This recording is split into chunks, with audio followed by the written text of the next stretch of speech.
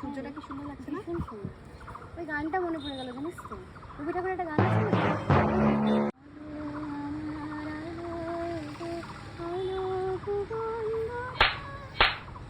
কি হলো?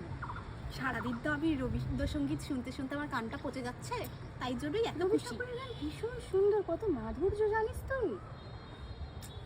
আজকাল তো চলে কিছু বলার নেই।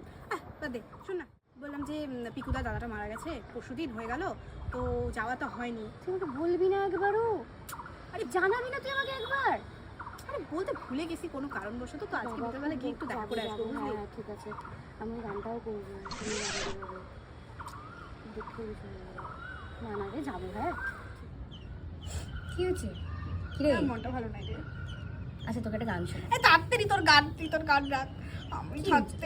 আমি থাকতে রনি আমার সাথে এটা করতে পারবে না, একটা মেয়েকে নিয়ে চলে গেল, শোন, জীবনেও ছাড়বো না। শোন, ক্ষমা করে দে, রবি ঠাকুর বলে গেছেন। শোন, আমি তোকে একটা গান শোনাই, ভালো লাগবে, শোন।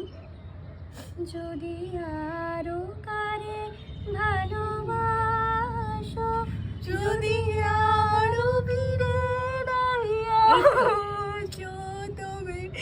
তুমি যা চাও তাই যেন পাও, আমি যত চুকা হচ্ছে আমি আর দিতে পারতেছি না।